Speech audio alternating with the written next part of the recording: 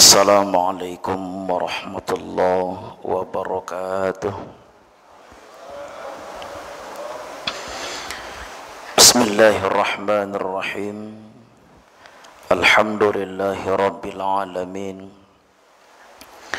Wassalatu wassalamu ala asyrafil anbiya'i wal mursalin, Sayyidina wa maulana Muhammad wa ala alihi wa sahbihi ajma'in, amma ba'd. Para guru, para orang tua kami, jamaah kaum muslimin dan muslimat yang dimuliakan Allah Subhanahu wa taala. Alhamdulillah, mari kita senantiasa bersyukur kepada Allah Subhanahu wa taala atas segala limpahan rahmat dan karunia yang telah Allah berikan. Mudah-mudahan kita semua senantiasa diberikan kekuatan untuk melaksanakan semua yang diperintahkan Allah, diberikan kekuatan meninggalkan apa yang dilarang oleh Allah, sehingga kita tergolong orang-orang yang bersyukur. Amin ya rabbal alamin. Allahumma salli ala Sayyidina Muhammad wa ala ali Sayyidina Muhammad. Semoga senantiasa tercurahkan buat baginda kita Nabi besar Muhammad sallallahu alaihi wasallam. Mudah-mudahan kita semua tergolong orang-orang yang dirindukan Rasulullah serta mendapatkan syafaatnya di yaumil masyarikal haq. Amin ya rabbal alamin. Jamaah yang dimuliakan Allah Subhanahu wa taala, pembahasan terkait dengan hak muslim terhadap muslim yang lainnya. Ini adalah merupakan bahagian daripada memeriahkan orang-orang yang beriman. Memberikan hak kepada seorang muslim adalah bahagian daripada memuliakan orang-orang yang beragama Islam. Pertama, sedikit kita mengulang bagaimana Islam sangat menghargai muslim yang lainnya. Apabila bertemu, ucapkanlah salam, bahagian daripada mendoakan saudara-saudara kita. Apabila dia mengundang, maka hadirilah. Apabila ia minta nasihat, maka berikanlah nasihat. Pada pertemuan subuh ini kita akan membahas kembali terkait dengan hak muslim terhadap muslim yang lainnya. Berhubung karena sudah dekat bulan puasa, insyaallah subuh ini kita ambil dua tema. Selanjutnya yang keempat, kata Rasulullah sallallahu alaihi wasallam, wa idza atasa fahamidallah fasammithu. Apabila, kata Rasulullah sallallahu alaihi wasallam, dia bersin memuji Allah Subhanahu wa taala, maka doakanlah. Rasulullah sallallahu alaihi wasallam memerintahkan kita seorang muslim, apabila saudara kita bersin kemudian dia memuji Allah Subhanahu wa taala, maka doakanlah. Jamaah yang dimuliakan Allah Subhanahu wa taala, orang yang bersin pada hakikatnya adalah membuang kotoran dan virus yang ada pada tubuhnya. Sehingga biasanya orang kalau sudah selesai bersin ada rasa lapang dan lega. Bahkan terkadang orang kalau tak jadi bersin agak sedikit rasa kurang. Bahkan kata Rasulullah dalam hadis yang lain, innallaha yuhibbul autas. Innallaha yuhibbul autas. Sesungguhnya Allah Subhanahu wa taala, kata Rasulullah sallallahu alaihi wasallam, mencintai, menyukai orang yang bersin. Jamaah yang dimuliakan Allah, maka artinya orang yang bersin adalah orang yang sedang mengeluarkan kotoran dan virus yang ada padanya. Orang yang bersin adalah merupakan perkara yang dicintai Allah Subhanahu wa taala. Maka pantas orang yang bersin tersebut mengucapkan alhamdulillah. Kita yang mendengar saudara kita yang bersin diperintahkan oleh baginda Rasulullah sallallahu alaihi wasallam, fasammitu, maka doakanlah ia, kata Rasulullah sallallahu alaihi wasallam. Di dalam hadis yang lain baginda Rasulullah sallallahu alaihi wasallam bersabda, "Idza ahadakumul atas apabila salah seorang di antara kalian, kata Rasulullah sallallahu alaihi wasallam, bersin fahamidallah, dan dia memuji Allah subhanahu wa ta'ala, fashammituh, maka doakanlah. Fa illam yahmadillah, dan apabila, kata Rasulullah sallallahu alaihi wasallam, dia tidak memuji Allah subhanahu wa ta'ala, kita bersin, fala syammituh, maka janganlah engkau doakan. Kalau kita perhatikan hadis Rasulullah yang kedua ini, orang kalau sekiranya dia bersin memuji Allah subhanahu wa ta'ala, maka para ulama mengatakan wajib bagi kita mendoakan. Sebaliknya, kalau sekiranya orang yang bersin itu, kata Rasulullah, tidak memuji Allah subhanahu wa ta'ala. Kan ada orang kalau bersin bukan yang ngucap alhamdulillah, tapi iya Pak, ada orang kadang-kadang kalau bersin dia kata dia merasa lapang, bukan mengucapkan alhamdulillah.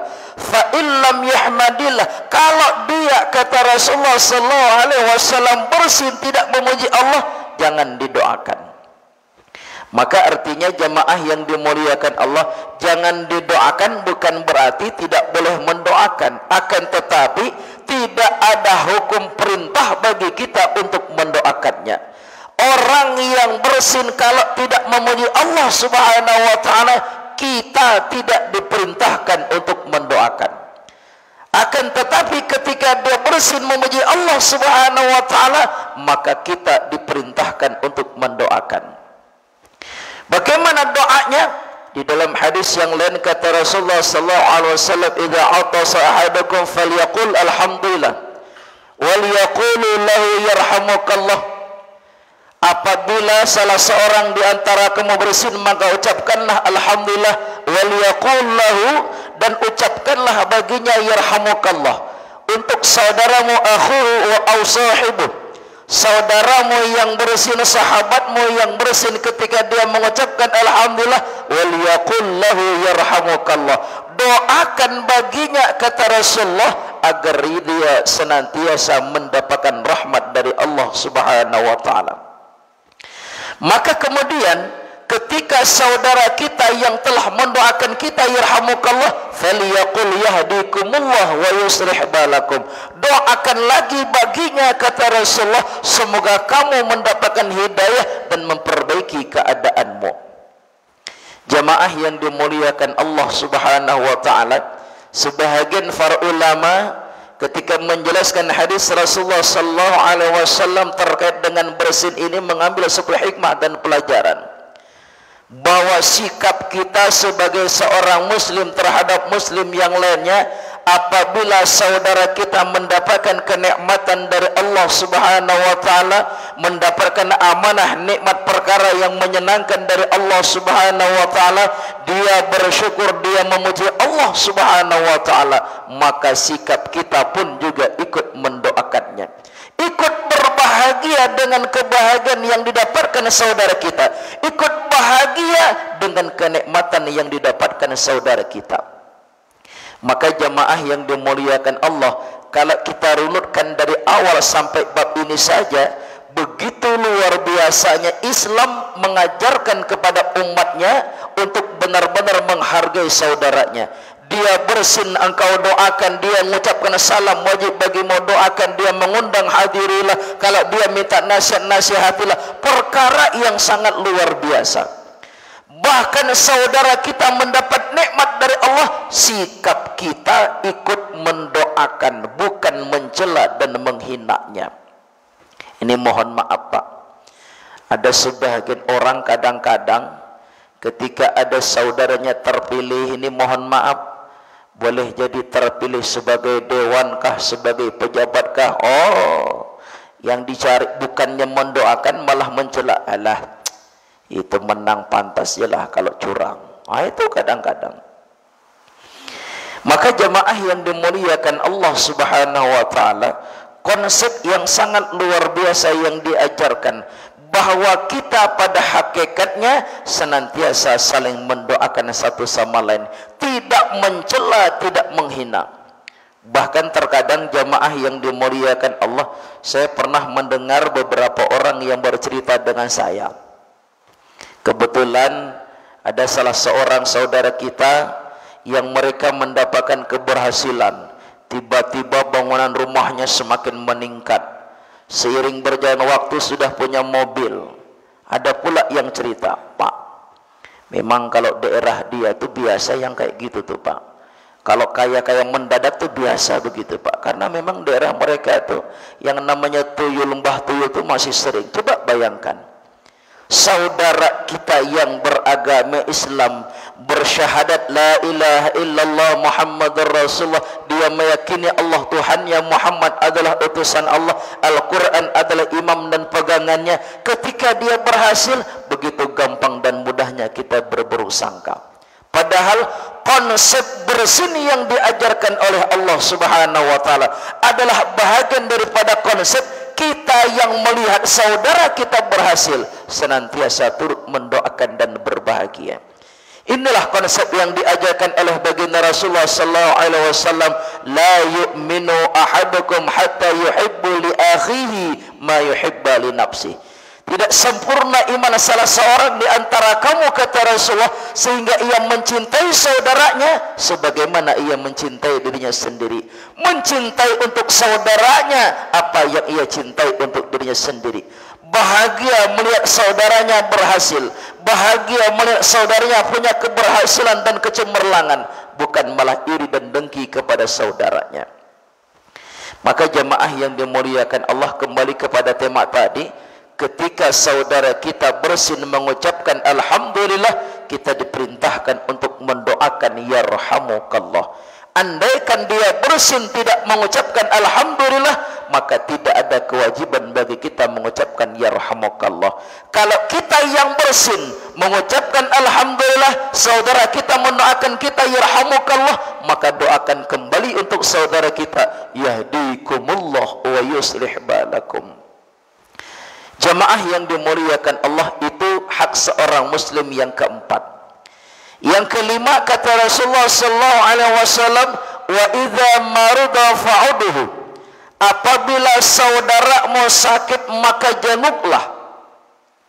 Jemaah yang dimuliakan Allah Subhanahu wa taala, banyak keutamaan dan juga tujuan yang luar biasa daripada menjenguk orang sakit. Sebelum kita berbicara masalah hukum, kita saja secara logika.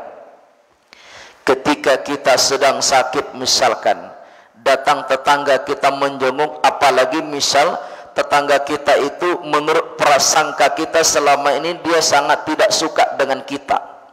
Kita merasa tetangga kita itu tidak suka dengan kita. Pas ketika kita sakit, dia datang mengunjungi kita. Alangkah bahagianya rasa hati kita. Maka jemaah yang dimuliakan Allah Subhanahu wa taala, menjenguk orang yang sakit adalah bahagian daripada perkara yang membahagiakan.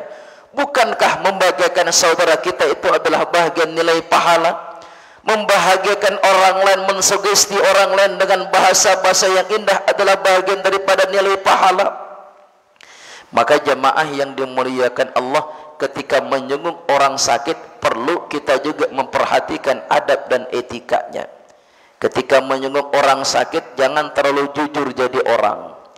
Ketika menjenguk orang sakit, perlu kita laksanakan hadis Rasulullah sallallahu alaihi wasallam, man kana yu'minu billahi wal yawmil akhir falyaqul khairan aw liyasmut.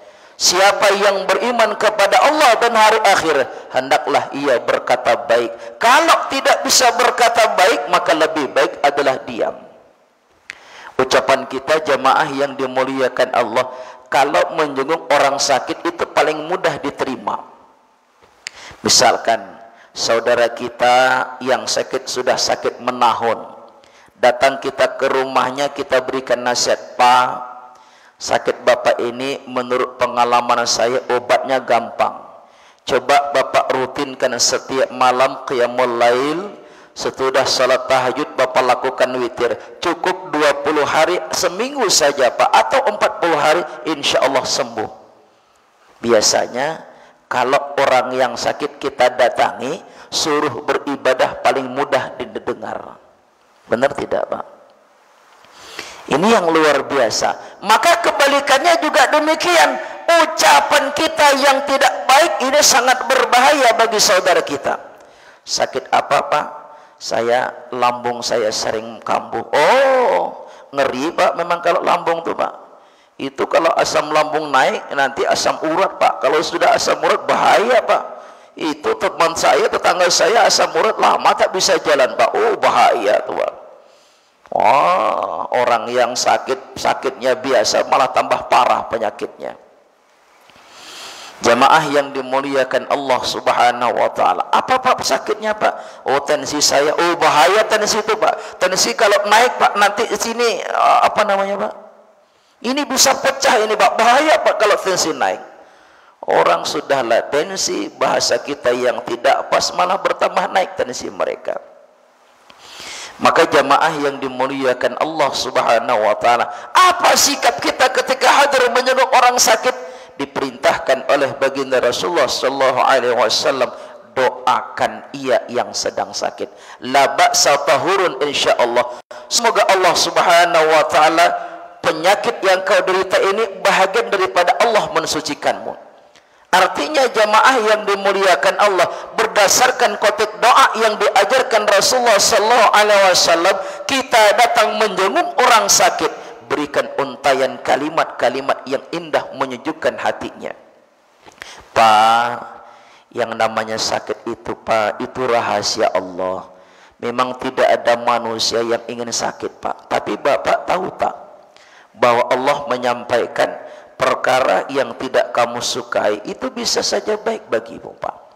Bukankah Rasulullah mengatakan Pak, orang yang sakit itu kata Nabi tidaklah seorang muslim tertimpa musibah, ma min musibatin minan muslim, tidaklah ditimpakan musibah kepada seorang muslim gundah gulana, kehilangan harta dan segala macamnya, kecuali kata Rasulullah Allah ampunkan dosanya. Bapak sakit begini, yakinlah Pak Allah mengampunkan dosa Bapak. Coba bayangkan Pak, kalau dosa Bapak diampunkan, apalagi Allah angkat derajat Bapak dengan musibah yang ditimpakan. Jadi Bapak juga harus bahagia. Walaupun Bapak sekarang terbaring di rumah tidak bisa berbuat apa-apa, tapi kalau Bapak ridho, Bapak ikhlas, penyakit yang Bapak alami ini menjadikan Bapak orang yang mulia, menjadikan dosa Bapak diampunkan oleh Allah, menjadikan derajat Bapak diangkat oleh Allah. Famar radiya fahuwa ridha. Siapa yang ridho dengan musibah kata Rasulullah, Allah ridho kepadanya. Wa man sakhita fahuwa sukhta. Siapa yang tidak ridho dengan musibah, maka Allah pun juga tidak ridho. Murka dengan musibah, Allah juga murka dengannya.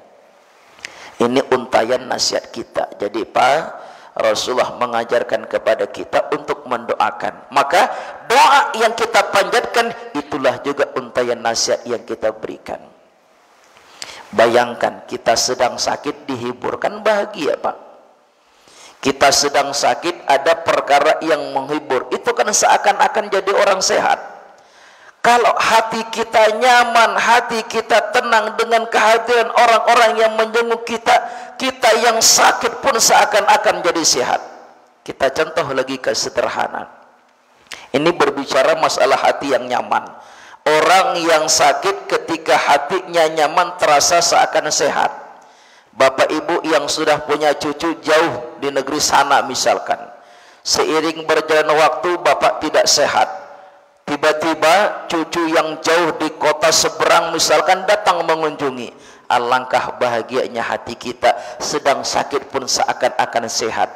Kalau bisa pengen menjemput cucu kita di pintu rumah, benar tidak Pak? Kenapa itu kita lakukan? Ada rasa kebahagiaan.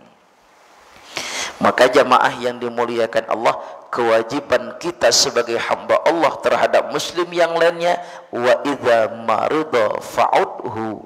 Apabila saudara kita sakit, maka jenguklah. Lihat urutannya Pak.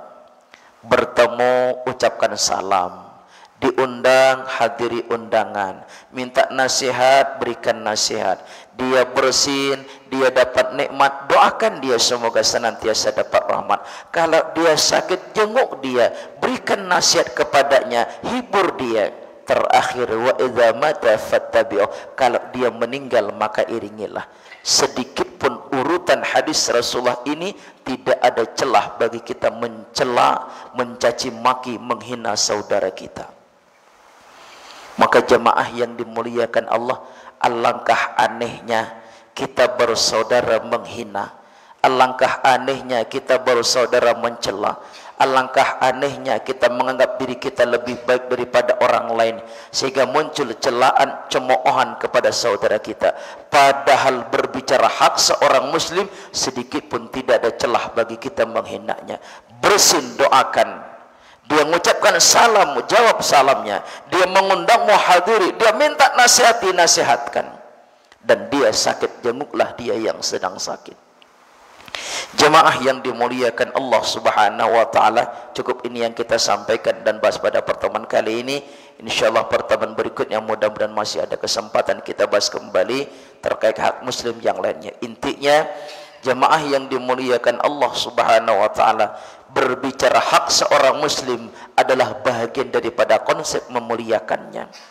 Tidak ada sedikit pun celah bagi kita menghina, mencela, apalagi mencemooh. Pemimpin kita yang zalim misalkan, bukan dihina dan dicela, tapi ingatkan dan nasihati. Saudara kita yang ahli maksiat, bukan dihina, dicela, apalagi dicaci maki, tapi ingatkan dan nasihati. Wallahu a'lam. Silakan kalau ada yang perlu kita diskusikan.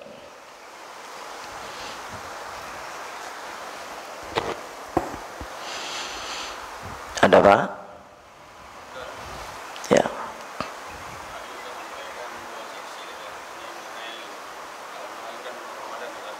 Ya.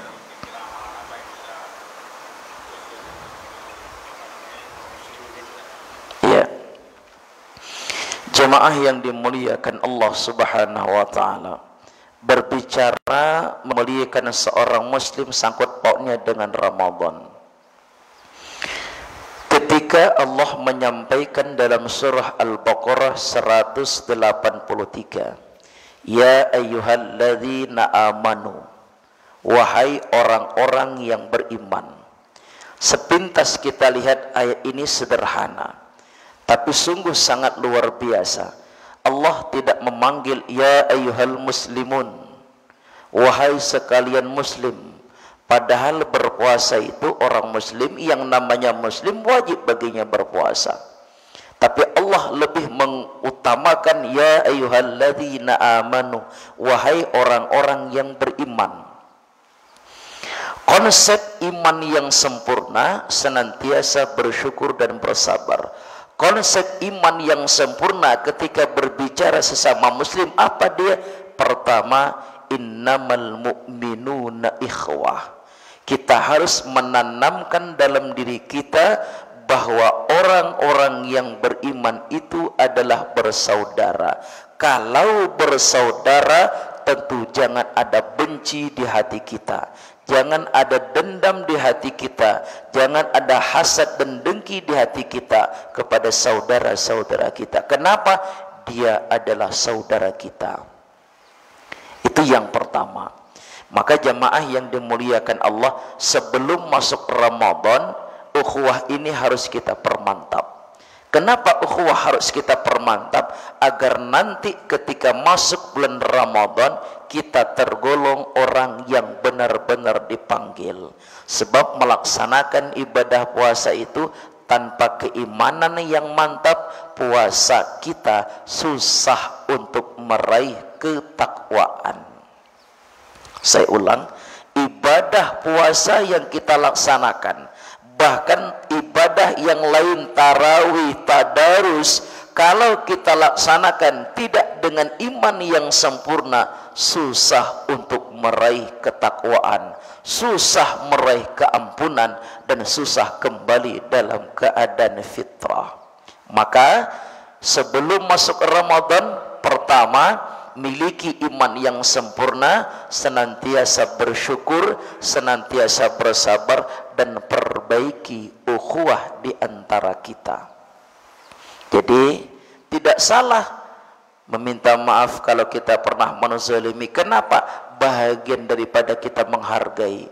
Kita merasa selama ini benci dengan saudara kita, datangi, Pak, mohon maaf Kalau selama ini saya tidak suka dengan Bapak, ada rasa kebencian, saya mohon maaf Pak. Sedikit pun tidak ada niat membenci Bapak, menghina Bapak, mencela Bapak. Andai karena selama ini ocehan saya, ucapan saya sering menyakiti hati Bapak, mohon maaf. Saya menghargai Bapak, saya mencintai Bapak, karena Bapak adalah saudara saya. Itu perkara yang pertama. Maka ketika masuk bulan suci Ramadan, kita diajarkan peduli terhadap sesama. Apa dia?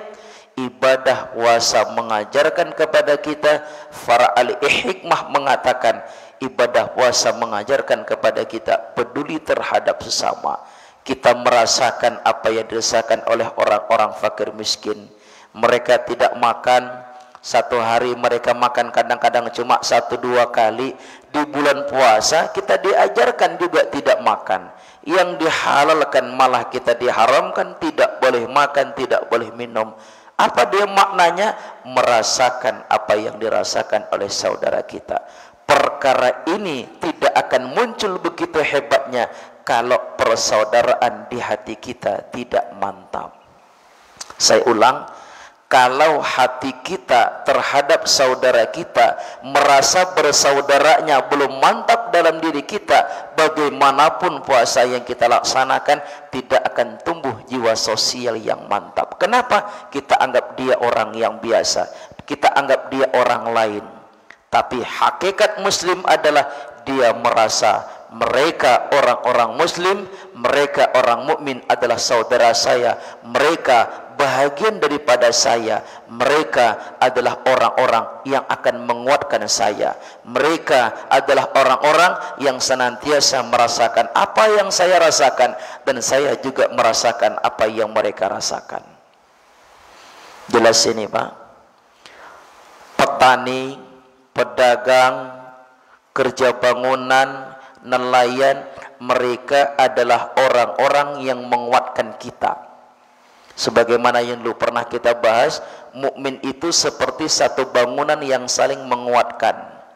Maka orang-orang di sekitar kita adalah orang-orang yang menguatkan. Kita pejabat misalkan, tanpa pedagang yang jualan, kemana kita mau belanja? Tanpa petani yang tanam sayur, bagaimana kita akan makan sayur? Tanpa nelayan yang cari ikan, bagaimana kita akan makan ikan? Tanpa kuli bangunan, siapa yang akan memperbaiki rumah kita? Ini hakikat muslim bersaudara. Maka kalau muncul persaudaraan seperti itu di hati kita, insya Allah Ramadan akan menumbuhkan jiwa sosial. Ramadan akan menjadikan kita semakin peduli terhadap sesama. Sebaliknya, kalau sebelum Ramadan kita menganggap orang itu biasa saja, tak ada gunanya bagi kita, lihatlah di Ramadan tidak akan tumbuh jiwa sosial. Wallahu a'lam. Itu Pak ya. Jadi memang jamaah yang dimuliakan Allah Subhanahu wa taala, kita sekarang senantiasa diuji oleh Allah. Kita sering diuji oleh Allah terkait dengan persaudaraan. Maka kita berhati-hatilah, apalagi media sosial. Di media sosial kita lihat di grup, kita lihat berbagai macam informasi dan berita, hati-hati.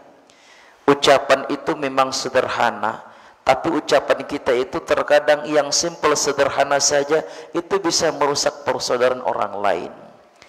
Dalam kesempatan ini saya ingin ngasih contoh sederhana Pak, mohon maaf Pak ya.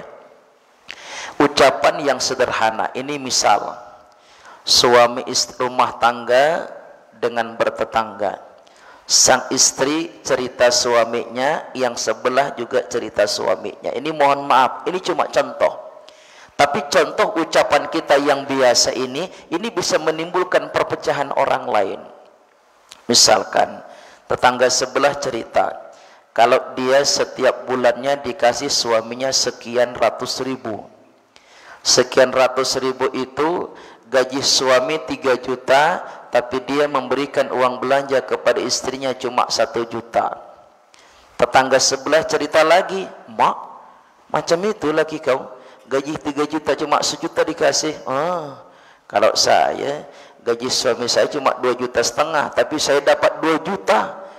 Suami saya cuma dapat 500. Memang luar biasa lah. Alhamdulillah pula suami saya itu memang pengertian. Kata suami saya, "Dek, kalau beras dah ada, lauk dah ada, terserahlah, sisanya mau belanja apapun. Sedap laki saya. Sederhana Pak, tapi ini bisa mempengaruhi rumah tangga orang. Benar tidak itu Pak? Itu bisa mempengaruhi rumah tangga orang.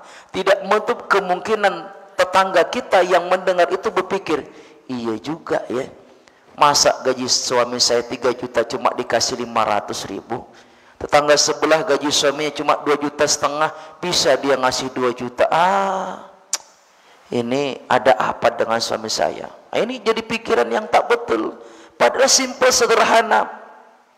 Maka kita harapkan jemaah yang dimuliakan Allah, setiap ada ucapan apapun halnya yang tidak kita sukai terhadap saudara kita, langkah yang terbaik adalah klarifikasi, tabayun terlebih dahulu.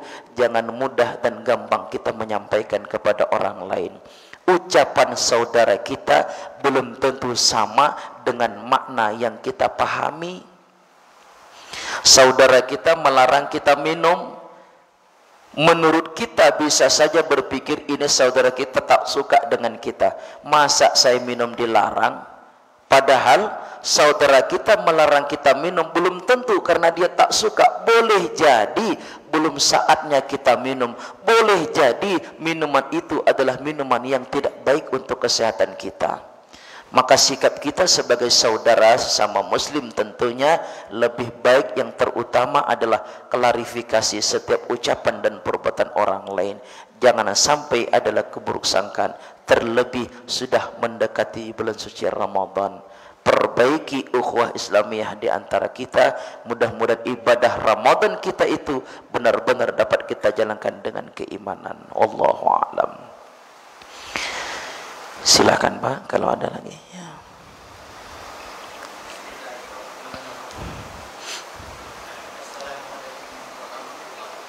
Waalaikumsalam warahmatullahi wabarakatuh. Iya.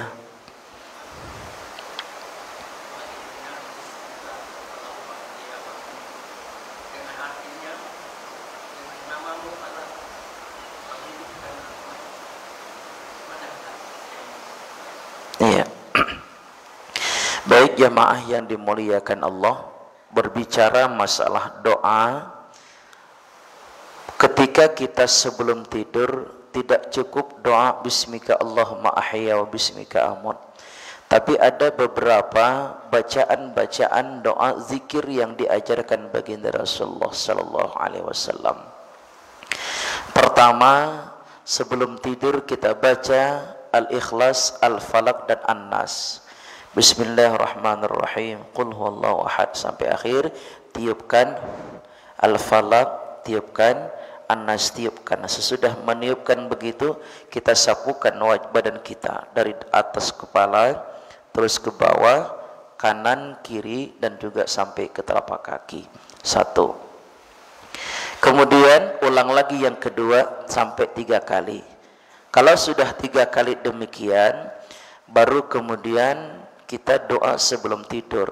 Sesudah itu kita baca ayat kursi, kita baca suratul kafirun, kemudian kita berzikir subhanallah 33 kali, alhamdulillah 33 kali, Allahu akbar 33 kali. Ini doa dan zikir yang diajarkan Rasulullah sallallahu alaihi wasallam, juga bagian daripada membentengi diri kita daripada orang-orang yang berniat tidak baik dengan kita. Itu yang pertama. Yang kedua, bismika Allahumma ahya wa bismika amut. Kita berdoa kepada Allah Subhanahu wa taala bahwa kita tidur ini dengan menyebut nama Allah Subhanahu wa taala. Bismika Allahumma ahya.